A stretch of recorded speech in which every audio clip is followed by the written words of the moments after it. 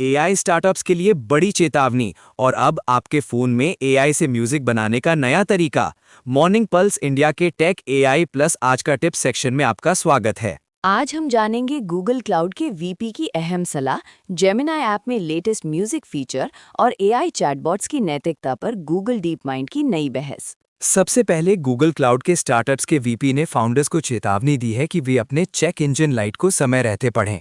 आजकल स्टार्टअप से बहुत तेज रफ्तार की उम्मीद की जाती है। एआई के बढ़ते इस्तेमाल, फंडिंग में सख्ती और महंगे इंफ्रास्ट्रक्चर के बीच फाउंडर्स पर दबाव है कि वे जल्दी से असली प्रगति दिखाएं। गूगल क्लाउड, जीपीयूज और नए फाउंडेशन मॉडल्स के कारण स्टार्टअप शुरू करना आसान हो गया है, लेकिन शुरुआत में लिए गए टेक्नोलॉजी फैसलों के दूरगामी परिणाम हो सकते हैं, जो आगे जाकर समस्याएं पैदा कर सकते हैं। कई बार स्टार्टअप सस्ते क्रेडिट्स या तेज डिलीवरी के चक्कर में ऐसी टेक्नोलॉजी चुन लेते हैं जो स्केल होने पर खर्चीली या सीमित हो जाती है। वीपी का कहना है कि फाउंडर्स को अपने इंफ्रास्ट्रक्चर पर लगातार नजर रखनी चाहिए और शुरुआती फैसलों का असर समझना चाहिए, ताकि बाद में भारी नुकसान ना हो। इसका अर्थ है कि सिर्फ तात्कालिक सुविधाओं पर ना जाएं, बल्कि भविष्य की जरूरतों और लागतों का भी विश्लेषण करें। अब बात करते हैं एक बड़े अपडेट की। गूगल जेमिनी ऐप में एआई से म्यूजिक बनाने की सुविधा आ गई है। गूगल डीप माइंड ने लायरिया 3 मॉडल पेश किया है, जिसे अब यूजर्स जेमिनी ऐप पर टेक्स्ट, इमेज या वीडियो रेफरेंस देकर 30 सेकंड की म्यूजिक ट्रैक बना सकते हैं। ये सुविधा फिलहाल बीटा वर्जन में है, लेकिन इसका रोल आउट ग्लोबली हो रहा है।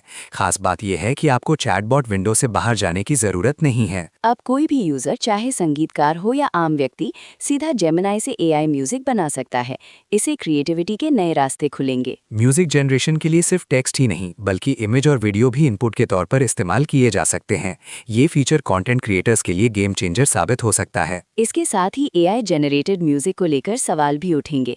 क्या इससे असली कलाकारों पर असर पड़ेगा? अब चलते हैं एक और महत्वपूर्ण बहस की ओर। गूगल डीप माइंड ने कहा है कि अब समय आ गया है जब बड़े भाषा मॉडल्स की नैतिकता की भी उतनी ही कड़ी जांच हो जितनी उनके टेक्निकल स्किल्स की होती है। आज लोग इन मॉडलों से कोडिंग, गणित और सलाह जैसी तमाम सेवाएं ले रहे हैं। डीप माइंड का मानना है कि जब ये मॉडल साथी, थेरेपिस्ट या मेडिकल सलाहकार बनते हैं, तो उनकी नैतिकता की गहराई से परख जरूरी है। एलएलएम से उम्मीद की जाती है कि वे सही नैतिक मूल्यों का पालन करें, लेकिन क्या वे सिर्फ वर्च्यू सिग्नलिंग यानी दिखावा तो नहीं कर रहे? ये सवाल इसलिए भी जरूरी है क्योंकि इन चैटबॉट्स की सलाह या व्यवहार असली लोगों के फैसलों को प्रभावित करने लगे हैं। अब एआई कंपनियों के सामने चुनौती है कि वे अपने मॉडल्स को तकनीकी रूप से ही नहीं, बल्कि सामाजिक और नैतिक रूप से भी जिम्मेदार बनाएं। इसी कड़ी में एआई सर्च स्टार्टअप परप्लेक्सिटी ने खुद को विज्ञापनों से दूर रखते हुए यूजर्स की ट्रस्ट को पहली प्राथमिकता दी है। परप्लेक्सिटी का मानना है कि अगर चैटबॉट में एड्स या सेल्स एजेंडा होगा तो यूजर्स उस पर भरोसा नहीं करेंगे। ये एआई इंडस्ट्री के लिए एक बड़ा मोड़ हो सकता है। वहीं दूसरी ओर ओपन एआई जैसी कंपनियां विज्ञापनों के जरिए रेवेन्यू मॉडल्स तलाश रही हैं।